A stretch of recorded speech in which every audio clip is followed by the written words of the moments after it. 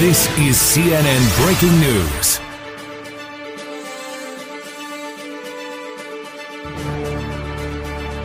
नमस्कार, मैं हूं आपके साथ मनु और स्वागत है आपका श्वेता दर्पण न्यूज चैनल में। इस चैनल के माध्यम से आपको समाज, संस्कृति, विभिन्न प्रकार के घटनाक्रम की जानकारी उपलब्ध कराई जाती है।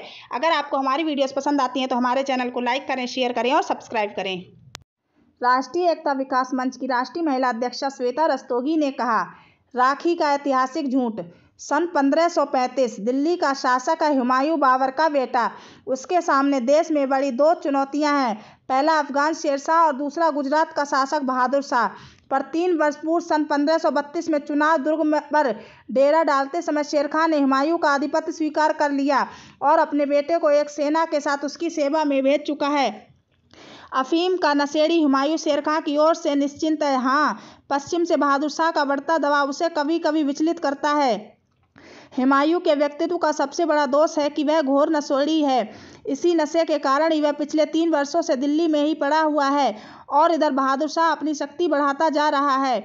वह मालवा को जीत चुका है और मेवाड़ भी उसके अधीन है, पर अब दरबारी आमीर सामंत और उलेमा हुमायूं को चैन से बैठने नहीं दे रहे।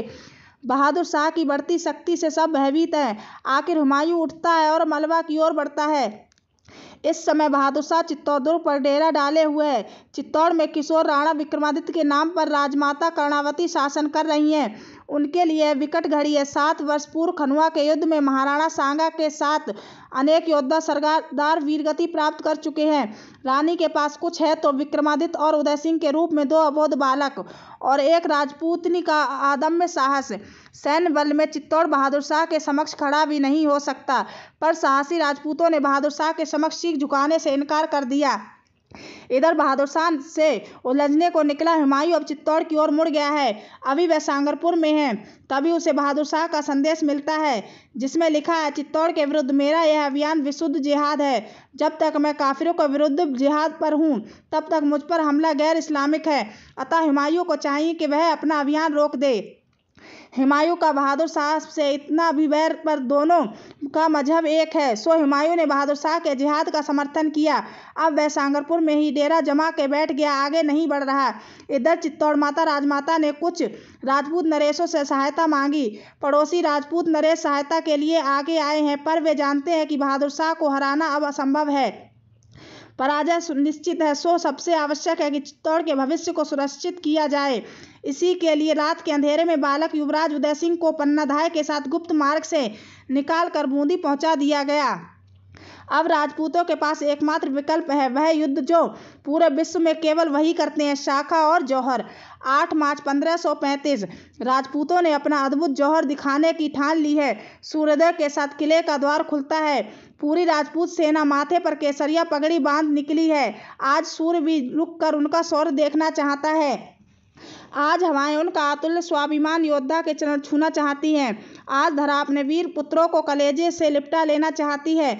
आज इतिहास स्वयं पर गर्व करना चाहता है। आज भारत स्वयं के भारत होने पर गर्व करना चाहता है।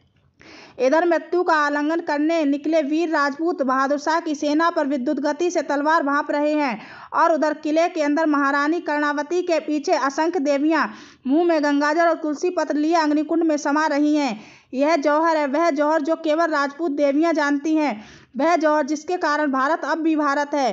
किले के बाहर गर्म रक्त की गंध फैल गई और किले के अंदर अग्नि में समाहित होती छतरानियों की देह की पूरा वायुमंडल बसा उठा है और घृणा में नाक सिकोड़ कर खड़ी प्रकृति जैसे चीख कर कह रही है, भारत की आने वाली पीढ़ियों, इन दिनों को याद रखना और याद रखना कि इस गंध को जीवित जलती अपनी माताओं की देह की गंध जब तक तुम्हें याद रहेगी तुम्हारी सभ्यता जिएगी। जिस दिन यह गंध तुम भूल जाओगे तुम्हें फारस होने में 10 वर्ष भी नहीं लगेंगे।